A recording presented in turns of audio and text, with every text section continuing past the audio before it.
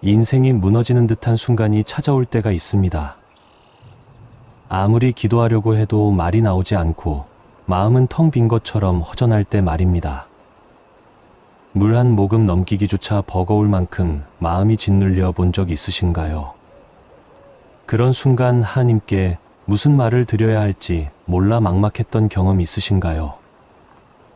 여러분도 이런 깊은 고통의 시간을 지나오셨을 겁니다. 세상의 모든 것이 무너져 내리는 듯한 그 시간에도 하나님께서는 우리를 버려두지 않으십니다. 그 증거가 바로 주님께서 친히 가르쳐 주신 주기도문입니다. 이 기도는 단순한 암송이나 의례적인 기도가 아닙니다.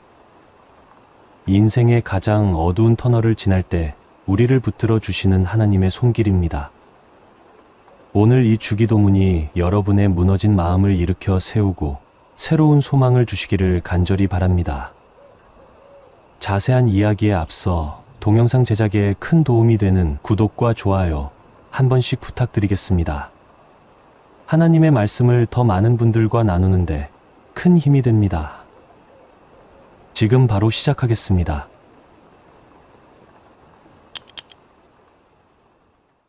인생이 무너지는 듯한 순간이 찾아올 때가 있습니다. 아무리 기도하려고 해도 말이 나오지 않고 마음은 텅 빈 것처럼 허전할 때 말입니다. 물 한 모금 넘기기조차 버거울 만큼 마음이 짓눌려 본 적 있으신가요? 그런 순간 하나님께 무슨 말을 드려야 할지 몰라 막막했던 경험 있으신가요? 여러분도 이런 깊은 고통의 시간을 지나오셨을 겁니다. 세상의 모든 것이 무너져 내리는 듯한 그 시간에도 하나님께서는 우리를 버려두지 않으십니다. 그 증거가 바로 주님께서 친히 가르쳐 주신 주기도문입니다. 이 기도는 단순한 암송이나 의례적인 기도가 아닙니다. 인생의 가장 어두운 터널을 지날 때 우리를 붙들어 주시는 하나님의 손길입니다. 오늘 이 주기도문이 여러분의 무너진 마음을 일으켜 세우고 새로운 소망을 주시기를 간절히 바랍니다. 시작 전 구독과 좋아요를 눌러주세요. 하나님의 말씀을 더 많은 분들과 나누는 일에 동참해 주시길 바랍니다. 주님의 은혜 안에서 지금 바로 시작하겠습니다. 주기도문은 하늘에 계신 우리 아버지여라는 놀라운 고백으로 시작됩니다. 이 첫 번째 구절에 이미 우리가 받아야 할 모든 위로가 담겨 있습니다. 여러분이 지금 아무리 혼자라고 느끼셔도, 아무리 버려진 것 같다고 생각하셔도 이 고백 하나면 충분합니다. 하늘에 계신 우리 아버지여. 여기서 가장 중요한 단어가 바로 아버지라는 호칭입니다. 예수님께서는 하나님을 왕이나 주인이 아닌 아버지라고 부르라고 가르쳐 주셨습니다. 이것이 얼마나 놀라운 특권인지 아십니까? 온 우주를 창조하신 그 하나님을 우리가 아버지라고 부를 수 있다는 것 말입니다. 세상의 아버지는 때로는 우리를 실망시키기도 합니다. 완벽하지 않은 사람이기 때문입니다. 하지만 하늘에 계신 우리 아버지는 다릅니다. 절대 변하지 않으시고 절대 우리를 버리지 않으시며 언제나 우리를 사랑하시는 완전한 아버지이십니다. 어떤 분은 이런 고민을 하실지도 모릅니다. 목사님, 저는 아버지에 대한 좋은 기억이 없어요. 아버지라는 단어 자체가 두려워요. 그런 분들께 꼭 말씀드리고 싶습니다. 하늘에 계신 아버지는 여러분이 경험한 어떤 아버지와도 다르시다는 것을 말입니다. 성경에서 말씀하시는 하나님, 아버지의 사랑은 이런 것입니다. 마태복음 7장 11절에서 예수님께서 말씀하시기를 너희가 악한 자라도 좋은 것으로 자식에게 줄 알거든 하물며 하늘에 계신 너희 아버지께서 구하는 자에게 좋은 것으로 주시지 않겠느냐고 하셨습니다. 하늘 아버지는 우리가 구하기도 전에 우리에게 필요한 것이 무엇인지 이미 아시는 분이십니다. 우리가 말하지 않아도 우리의 마음을 다 아시고 우리의 눈물 한 방울도 소중히 여기시는 분이십니다. 다윗의 이야기를 한번 보십시오. 다윗이 사울 왕에게 쫓기며 도망다닐 때가 있었습니다. 동굴 속에 숨어 지내며 언제 죽을지 모르는 그 절망적인 상황에서 다윗은 이렇게 기도했습니다. 하나님이여 주는 나의 하나님이시라 내가 간절히 주를 찾되. 이 기도에서 다윗은 하나님을 나의 하나님이라고 불렀습니다. 개인적이고 친밀한 관계를 고백한 것입니다. 마치 아이가 아버지를 우리 아빠라고 부르는 것과 같은 마음이었습니다. 여러분도 지금 이 순간 하나님을 하늘에 계신 우리 아버지라고 부르실 수 있습니다. 이것은 단순한 호칭이 아닙니다. 이것은 여러분이 하나님의 자녀라는 신분의 고백입니다. 여러분이 아무리 연약해도 아무리 실수투성이어도 하나님은 여러분을 포기하지 않으시는 아버지라는 선언입니다. 그리고 여기서 놓치면 안 되는 또 하나의 단어가 있습니다. 바로 우리라는 단어입니다. 나의 아버지여가 아니라 우리 아버지여라고 기도하라고 하셨습니다. 이것이 무슨 뜻일까요? 여러분이 혼자가 아니라는 뜻입니다. 전 세계 수많은 하나님의 자녀들이 같은 아버지를 둔 형제자매라는 뜻입니다. 여러분이 지금 아무리 외롭고 고독하다고 느끼셔도 사실은 수많은 믿음의 가족들과 함께 하나님 앞에 나아가고 있다는 뜻입니다. 한국전쟁 당시 한 어머니의 이야기입니다. 전쟁통에 남편을 잃고 아이 셋을 홀로 키우게 된 그 어머니는 매일 밤 아이들과 함께 주기도문을 외웠다고 합니다. 특히 하늘에 계신 우리 아버지여라는 구절을 읽을 때마다 눈물이 흘렀다고 합니다. 남편을 잃어 아이들에게 아버지를 해줄 수 없었지만 하늘에는 변치 않는 아버지가 계시다는 것을 아이들에게 가르쳐 주고 싶었기 때문입니다. 그 어머니는 후에 이렇게 고백했습니다. 그때 주기도문이 없었다면 우리 가족은 절망 속에서 무너졌을 것입니다. 하지만 하늘에 계신 우리 아버지가 계시다는 것을 믿었기에 버틸 수 있었습니다. 여러분도 지금 이 순간부터 이 고백을 마음에 새기시기 바랍니다. 하늘에 계신 우리 아버지여. 이 한 구절만으로도 여러분의 마음에 평안이 찾아올 것입니다. 여러분이 혼자가 아니라는 확신이 생길 것입니다. 그리고 어떤 어려움이 와도 이겨낼 수 있다는 용기가 생길 것입니다. 하늘에 계신 우리 아버지여라는 고백을 통해 우리가 하나님의 자녀라는 신분을 확인했다면 이제 두 번째 간구로 들어갑니다. 이름이 거룩히 여김을 받으시오며. 많은 분들이 이 구절을 읽을 때 어렵게 느끼십니다.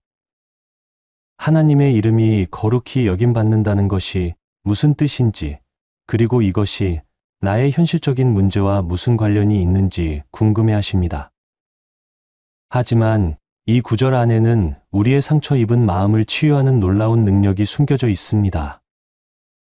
하나님의 이름이 거룩히 여김받는다는 것은 하나님께서 누구신지를 제대로 아는 것에서 시작됩니다. 우리가 하나님을 제대로 알 때 우리의 관점이 바뀝니다. 문제를 보는 시각이 달라집니다. 그리고 그 변화된 시각이 우리의 마음의 치유를 가져다 줍니다. 성경에서 하나님의 이름은 하나님의 성품과 속성을 나타냅니다. 여호와, 라파, 치유하시는 하나님. 여호와 샬롬, 평강을 주시는 하나님. 여호와 이레, 예비하시는 하나님. 이 모든 이름들이 바로 우리가 거룩히 여겨야 할 하나님의 이름들입니다. 그런데 우리는 고통 가운데 있을 때 이런 실수를 하기 쉽습니다. 하나님을 원망하고 하나님의 사랑을 의심하고 하나님께서 나를 버리셨다고 생각하는 것입니다. 이것은 하나님의 이름을 거룩히 여기지 않는 것입니다. 하나님이 누구신지를 망각하는 것입니다. 욥의 이야기를 한번 보십시오. 욥은 하루아침에 모든 것을 잃었습니다. 재산도 자녀들도 심지어 건강까지 잃었습니다. 그 극한의 고통 가운데서도 욥은 이렇게 고백했습니다. 주신 자도 여호와시오 취하신 자도 여호와시오니 여호와의 이름이 찬송을 받으실지니이다. 이것이 바로 하나님의 이름을 거룩히 여기는 것입니다. 상황이 아무리 절망적이어도 하나님이 누구신지를 잊지 않는 것입니다. 하나님의 선하심과 신실하심을 의심하지 않는 것입니다. 어떤 분은 이렇게 말씀하실지도 모릅니다. 그런 믿음을 갖고 싶어도 마음이 따라주지 않아요. 고통이 너무 크고 상처가 너무 깊어서 하나님을 원망하게 돼요. 그런 분들의 마음을 충분히 이해합니다. 하지만 여기서 중요한 것은 우리의 감정이 아니라 우리의 의지입니다. 마음이 아프고 괴로워도 의지적으로 하나님의 이름을 거룩히 여기기로 결단하는 것입니다. 한나의 이야기를 들어보십시오. 한나는 오랫동안 아이를 갖지 못해 마음에 큰 상처를 입고 있었습니다. 그 시대에 자녀가 없다는 것은 여자로서 큰 수치였습니다. 남편의 둘째 부인은 아이를 많이 낳아 한나를 괴롭혔습니다. 한나의 마음은 날마다 찢어지는 듯한 고통으로 가득했습니다. 그런데 한나가 성전에서 기도할 때 어떻게 했는지 아십니까? 사무엘상 1장 11절에서 한나는 이렇게 기도했습니다. 만군의 여호와여, 만일 주의 여종의 고통을 돌보시고 나를 생각하시고 주의 여종을 잊지 아니하사. 한나는 하나님을 만군의 여호와라고 불렀습니다. 이것은 모든 것을 다스리시는 전능하신 하나님이라는 뜻입니다. 한나는 자신의 고통 가운데서도 하나님이 누구신지를 잊지 않았습니다. 하나님의 이름을 거룩히 여겼습니다. 그 결과가 어떻게 되었습니까? 하나님께서 한나의 기도를 들으시고 사무엘을 주셨습니다. 그리고 한나는 사무엘상 2장에서 놀라운 찬송을 부르게 됩니다. 내 마음이 여호와로 말미암아 즐거워하며 내 뿔이 여호와로 말미암아 높아졌으며. 이것이 하나님의 이름을 거룩히 여길 때 일어나는 기적입니다. 우리의 관점이 바뀌고 우리의 마음이 치유되고 우리의 입술에서 찬양이 나오게 됩니다. 그렇다면 실제로 우리는 어떻게 하나님의 이름을 거룩히 여길 수 있을까요? 첫째, 하나님의 성품을 묵상하는 것입니다. 고통 가운데 있을 때일수록 하나님이 사랑이시라는 것을 기억해야 합니다. 하나님이 신실하시다는 것을 기억해야 합니다. 하나님이 우리의 최선을 원하신다는 것을 기억해야 합니다. 둘째, 하나님의 과거의 신실하심을 기억하는 것입니다. 지금까지 하나님께서 어떻게 우리를 도우셨는지 생각해 보십시오. 어려운 일이 있을 때마다 어떻게 길을 열어주셨는지 기억해 보십시오. 그 하나님께서 지금도 우리와 함께 계십니다. 셋째, 찬양과 감사로 하나님께 나아가는 것입니다. 상황이 좋지 않아도 하나님께 감사할 제목을 찾으십시오. 작은 것이라도 좋습니다. 건강, 가족, 하루의 평안, 이 모든 것이 하나님의 은혜입니다. 몇 년 전 한 자매님의 간증을 들은 적이 있습니다. 남편이 갑작스럽게 사업에 실패하고 빚까지 지게 되어 가정이 풍비박산날 위기에 처했습니다. 그 자매님은 매일 밤 잠들기 전에 주기도문을 읽으며 특히 이름이 거룩히 여김을 받으시오며라는 구절을 반복해서 고백했다고 합니다. 처음에는 형식적으로 읽었지만 점점 그 의미를 깨닫게 되었다고 합니다. 하나님의 이름이 거룩히 여김 받으려면 자신이 먼저 하나님을 신뢰해야 한다는 것을 깨달았습니다. 그래서 매일 하나님의 선하심을 고백하고 하나님의 신실하심을 선포했습니다. 그 결과 놀라운 일이 일어났습니다. 마음의 평안이 찾아왔고 남편과의 관계도 회복되었고 결국 모든 문제가 해결되었습니다. 그 자매님은 이렇게 고백했습니다. 하나님의 이름을 거룩히 여기는 것이 무엇인지 그때 비로소 알게 되었어요. 그리고 그것이 우리 마음을 치유하는 가장 확실한 방법이라는 것도 깨달았어요.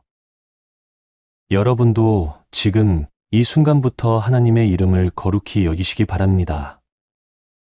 상황이 아무리 어려워도 하나님이 누구신지를 잊지 마시기 바랍니다.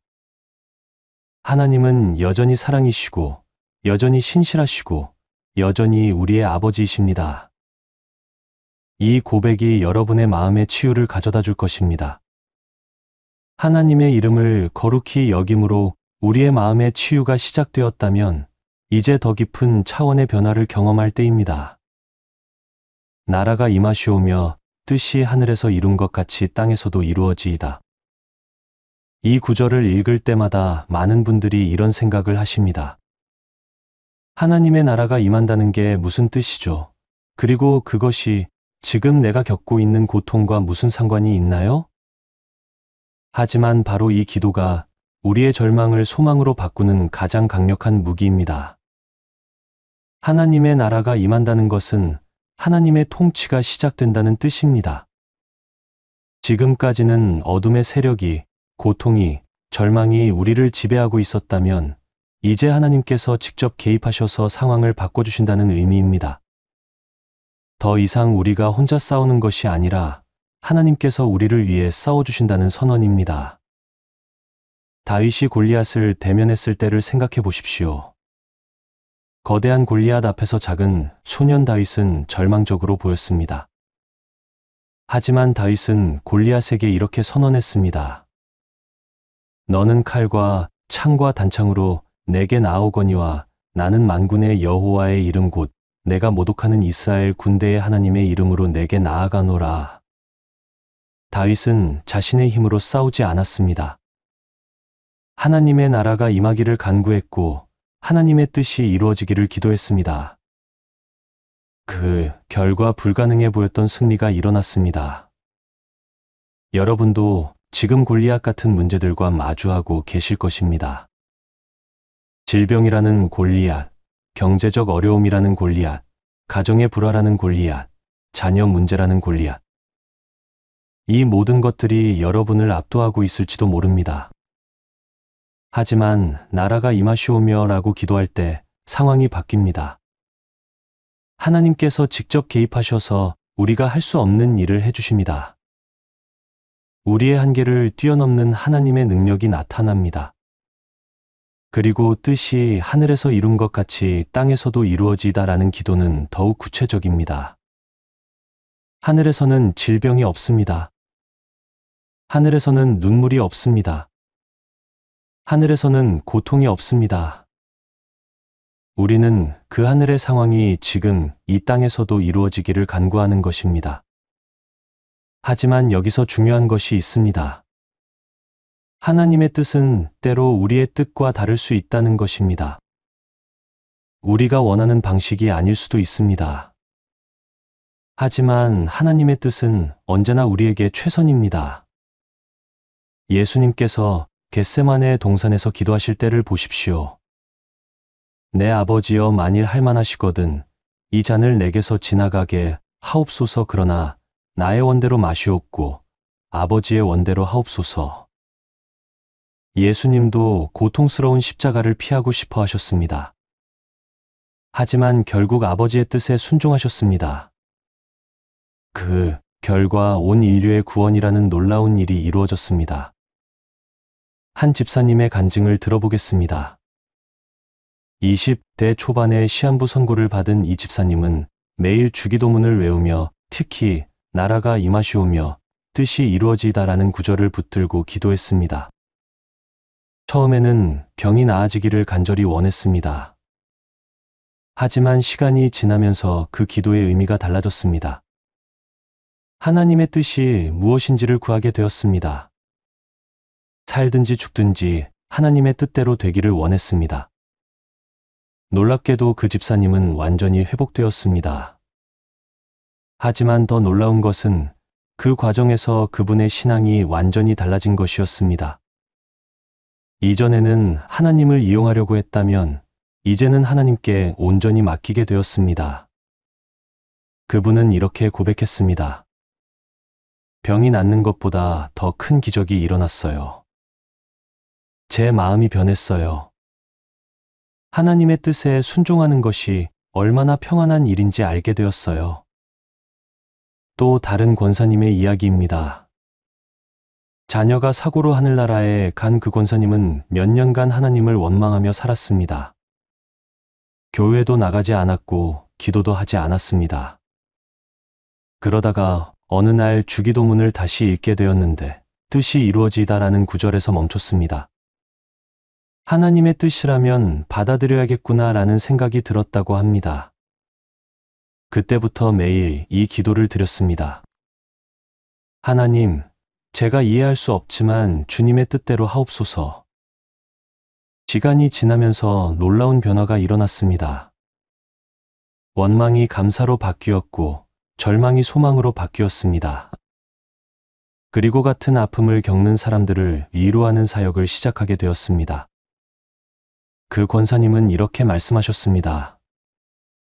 하나님의 뜻에 순종한다는 것이 체념이나 포기가 아니라는 것을 깨달았어요. 오히려 가장 적극적인 믿음의 행위였어요. 그리고 그때부터 진짜 평안을 경험하게 되었어요. 여러분도 지금 이해할 수 없는 일들을 겪고 계실 것입니다. 왜 하나님께서 이런 일을 허락하셨을까? 왜 내게 이런 고통이 와야 할까? 이런 질문들로 마음이 괴로우실 것입니다. 하지만 나라가 임하시오며 뜻이 이루어지다라고 기도할 때 관점이 바뀝니다. 우리의 제한된 시각에서 벗어나 하나님의 더 큰 계획을 보게 됩니다. 지금의 고통이 헛되지 않다는 것을 깨닫게 됩니다. 요셉의 이야기를 보십시오. 형들에게 팔려서 애굽으로 갔고 억울한 누명을 쓰고 감옥에 갇혔습니다. 하지만 결국 하나님의 뜻은 요셉을 통해 이스라엘 민족을 구원하는 것이었습니다. 요셉은 형들에게 이렇게 말했습니다. 당신들은 나를 해하려 하였으나 하나님은 그것을 선으로 바꾸사 하나님의 나라가 임하고 하나님의 뜻이 이루어질 때 모든 것이 합력하여 선을 이룹니다. 지금은 이해할 수 없어도 나중에는 하나님의 놀라운 계획을 보게 될 것입니다. 그러므로 여러분도 이 기도를 드리시기 바랍니다. 하나님, 주님의 나라가 내 삶에 임하게 하옵소서. 주님의 뜻이 내 삶에서 이루어지게 하옵소서. 이 기도가 여러분의 절망을 소망으로, 두려움을 믿음으로, 원망을 감사로 바꿔줄 것입니다. 하나님의 나라가 임하고 하나님의 뜻이 이루어지기를 간구한 후 이제 우리는 더욱 구체적이고 실제적인 기도로 들어갑니다. 오늘 우리에게 일용할 양식을 주시옵고 어떤 분들은 이 구절을 읽으며 이런 생각을 하실지도 모릅니다. 앞에서는 그렇게 영적이고 거룩한 기도를 하더니 갑자기 먹을 것을 달라고 하는 건가요? 하지만 바로 이것이 하나님의 놀라운 사랑입니다. 우리의 영적인 필요뿐만 아니라 일상의 모든 필요까지도 아시고 돌봐주시는 하나님의 마음입니다. 예수님께서 이 기도를 가르쳐 주실 때 일용할 양식이라고 하셨습니다. 일용할 양식이라는 것은 하루에 필요한 양식, 오늘 하루 살기 위해 꼭 필요한 것들을 의미합니다. 이것은 단순히 음식만을 뜻하는 것이 아닙니다. 우리가 살아가는데 필요한 모든 것들, 건강, 안전, 관계, 마음의 평안까지도 포함합니다. 여기서 주목해야 할 단어가 바로 오늘입니다. 내일 것을 걱정하지 말고 오늘 것만 구하라는 뜻입니다. 이것이 얼마나 실제적인 지혜인지 아십니까? 우리의 고민과 걱정의 대부분은 아직 일어나지도 않은 미래에 대한 것들입니다. 내일은 어떻게 될까? 다음 달에는 무슨 일이 일어날까? 1년 후에는 어떻게 살까? 이런 걱정들이 우리의 마음을 짓누르고 평안을 빼앗아갑니다. 하지만 예수님께서는 마태복음 6장 34절에서 이렇게 말씀하셨습니다. 그러므로 내일 일을 위하여 염려하지 말라. 내일 일은 내일이 염려할 것이요 한날의 괴로움은 그날로 족하니이라. 이것은 무책임하게 살라는 뜻이 아닙니다. 오늘에 집중하여 최선을 다하되 미래에 대한 걱정은 하나님께 맡기라는 뜻입니다. 이스라엘 백성들이 광야에서 만나를 먹었던 이야기를 아십니까? 하나님께서는 매일 아침 만나를 내려주셨지만 한 가지 조건이 있었습니다. 그날 먹을 만큼만 거두라는 것이었습니다. 욕심을 내어 많이 거두면 벌레가 생기고 썩어버렸습니다. 이것은 하나님의 교육이었습니다. 매일 하나님께 의존하며 살아가는 법을 가르쳐 주신 것입니다. 오늘 하루만 생각하고 오늘 하루만 살아가되 그 하루하루를 하나님과 함께 살아가라는 뜻이었습니다. 한 집사님의 간증을 들어보겠습니다. 사업을 하시던 그 집사님은 몇 년 전 큰 어려움에 처했습니다. 거래처에서 대금을 떼이고 은행 대출금은 밀리고 직원들 월급도 주기 어려운 상황이 되었습니다. 매일 밤 잠들기 전에는 걱정과 불안으로 가득했습니다. 그러던 중 주기도문을 읽다가 오늘 우리에게 일용할 양식을 주시옵고라는 구절에 마음이 머물렀다고 합니다. 그래, 오늘만 생각하자. 오늘 하루만 버티자. 이런 마음으로 매일 아침 이 기도를 드렸습니다. 놀라운 일이 일어났습니다. 매일 그날 필요한 만큼은 반드시 채워졌습니다. 어떨 때는 뜻밖의 계약이 성사되기도 하고 어떨 때는 오래된 채무자가 갑자기 돈을 갖다 주기도 했습니다.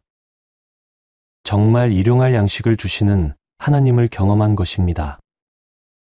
몇 년이 지난 지금 그 집사님의 사업은 완전히 회복되었습니다.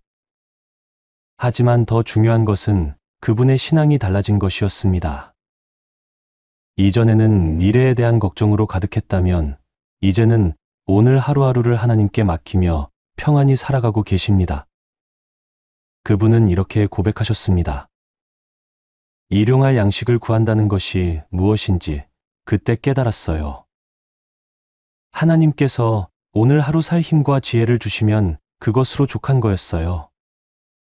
내일 일은 내일에 하나님께서 책임져 주실 거고요. 또 다른 권사님의 이야기입니다. 혼자 사시는 그 권사님은 건강이 좋지 않아 항상 불안했습니다. 갑자기 쓰러지면 어떻게 하지? 병원비는 어떻게 마련하지? 나중에 거동할 수 없으면 어떻게 하지? 이런 걱정들이 마음을 짓누르고 있었습니다. 어느 날 새벽 기도회에서 목사님이 주기도문에 대해 설교하시는 것을 들었습니다. 일용할 양식을 구하라는 것은 오늘 하루만 생각하며 살라는 뜻입니다. 하나님께서는 우리에게 필요한 모든 것을 아시고 때를 따라 돕는 은혜를 주십니다. 그날부터 그 권사님은 매일 아침 일어나면서 이렇게 기도하기 시작했습니다. 하나님, 오늘 하루만 건강하게 해주세요. 오늘 하루만 평안하게 해주세요. 신기하게도 마음에 평안이 찾아왔습니다. 미래에 대한 걱정보다는 오늘 하루를 감사하며 사는 법을 배우게 되었습니다. 그리고 정말로 하나님께서는 필요할 때마다 도움의 손길을 보내주셨습니다. 어느 날은 이웃집 아주머니가 반찬을 갖다 주고 어느 날은 교회 집사님이 안부를 묻으며 들러주고 몸이 아플 때는 누군가가 병원에 데려다 주었습니다. 정말로 일용할 양식을 경험하게 된 것입니다. 여러분도 지금 많은 걱정과 불안을 안고 계실 것입니다. 경제적인 어려움, 건강 문제, 자녀 걱정, 미래에 대한 불안. 이 모든 것들이 마음을 짓누르고 있을 것입니다. 하지만 오늘 우리에게 일용할 양식을 주시옵고라는 기도를 드릴 때 관점이 바뀝니다. 내일 걱정은 내일 하고 오늘은 오늘에 집중하게 됩니다. 그리고 하나님께서 오늘 하루 필요한 모든 것을 채워주실 것을 믿게 됩니다. 엘리야 선지자의 이야기를 보십시오. 극심한 가뭄과 기근 중에 하나님께서는 까마귀를 통해 아침 저녁으로 떡과 고기를 가져다 주셨습니다. 1년 7을 한꺼번에 주신 것이 아니라 매일매일 필요한 만큼씩 주셨습니다. 이것이 바로 일용할 양식의 원리입니다. 또한 사렙다 과부의 이야기도 마찬가지입니다. 통의 가루와 병의 기름이 떨어지지 않았던 것은 갑자기 많아진 것이 아니라 매일 필요한 만큼씩 채워진 것이었습니다. 하나님께서는 우리의 모든 필요를 아십니다. 우리가 말하기도 전에 우리에게 필요한 것이 무엇인지 아시는 분이십니다. 그리고 때를 따라 돕는 은혜를 주시는 분이십니다. 그러므로 여러분도 이 기도를 드리시기 바랍니다. 하나님, 오늘 하루 필요한 모든 것을 채워주시옵소서. 몸의 양식뿐만 아니라 마음의 양식, 영혼의 양식까지 구하시기 바랍니다. 평안, 기쁨, 소망, 용기, 이 모든 것이 우리의 일용할 양식입니다. 하나님께서는 이 모든 것을 오늘 하루 필요한 만큼 충분히 주실 것입니다. 그리고 내일은 또 내일의 은혜로 채워주실 것입니다. 이렇게 살아갈 때 우리의 마음에 참된 평안과 안식이 찾아올 것입니다. 미래에 대한 걱정보다는 오늘 하루의 은혜에 감사하며 살게 될 것입니다. 오늘 하루 필요한 양식을 구한 우리는 이제 주기도문의 마지막 부분으로 들어갑니다. 우리가 우리에게 죄 지은 자를 사하여 준 것 같이 우리 죄를 사하여 주시옵고 우리를 시험에 들게 하지 마시옵고 다만 악에서 구하시옵소서. 대저 나라와 권세와 영광이 아버지께 영원히 있사옵나이다. 아멘. 이 마지막 구절들은 우리 신앙생활의 핵심을 담고 있습니다. 용서, 보호, 그리고 하나님께 대한 영원한 찬양이 바로 그것입니다. 먼저 용서에 대한 기도를 살펴보겠습니다. 우리가 우리에게 죄 지은 자를 사하여 준 것 같이 우리 죄를 사하여 주시옵고. 이 기도는 많은 분들을 어렵게 만듭니다. 내가 먼저 용서해야 하나님께서 나를 용서해 주신다는 뜻인가요? 그럼 용서할 수 없는 사람이 있으면 하나님의 용서도 받을 수 없다는 건가요? 이런 질문들이 마음을 무겁게 만들기도 합니다. 하지만 이 기도의 참된 의미를 깨달을 때 우리 마음에 놀라운 자유함이 찾아옵니다. 하나님의 용서는 조건부가 아닙니다. 우리가 먼저 용서해야 하나님께서 용서해 주시는 것이 아닙니다. 오히려 하나님께서 먼저 우리를 용서해 주셨기 때문에 우리도 다른 사람을 용서할 수 있게 되는 것입니다. 마태복음 18장에 나오는 1만 달란트 빚진 종의 비유를 보십시오. 왕이 종의 엄청난 빚을 다 탕감해 주었습니다. 그런데 그 종이 자신에게 100데나리온 빚진 동료를 용서하지 못했습니다. 왕이 화를 내신 이유는 먼저 받은 용서를 감사할 줄 모르고 다른 사람에게 용서를 베풀지 않았기 때문입니다. 우리도 마찬가지입니다. 하나님께서 먼저 우리의 모든 죄를 용서해 주셨습니다. 그 엄청난 용서를 받은 우리가 어떻게 다른 사람을 용서하지 않을 수 있겠습니까? 어떤 권사님의 간증입니다. 남편의 외도로 인해 깊은 상처를 받았던 그 권사님은 몇 년간 용서할 수 없었습니다. 교회는 나가지만 마음은 원망과 분노로 가득했습니다. 주기도문을 외울 때마다 우리 죄를 사하여 주시옵고라는 부분에서 막혔습니다. 하나님, 저는 용서할 수 없어요. 너무 아파요. 이런 기도를 수없이 드렸습니다. 그러던 어느 날 새벽 기도 중에 하나님께서 마음에 말씀해 주셨다고 합니다. 내가 너를 먼저 용서했다. 내가 나에게 지은 죄가 얼마나 많은데도 내가 다 용서했지 않았느냐? 그때 깨달았다고 합니다. 자신이 하나님께 얼마나 많은 죄를 지었는데도 하나님께서는 다 용서해 주셨다는 것을. 그 은혜를 생각하니 남편에 대한 원망이 조금씩 녹기 시작했습니다. 용서는 감정의 문제가 아니라 의지의 문제라는 것도 깨달았습니다. 기분이 좋아져서 용서하는 것이 아니라 하나님의 은혜에 감사해서 용서를 선택하는 것입니다. 그 권사님은 이렇게 고백하셨습니다. 용서했을 때 가장 큰 유익을 본 사람은 남편이 아니라 저였어요. 제 마음이 자유로워졌어요. 그 무거운 짐에서 벗어날 수 있었어요.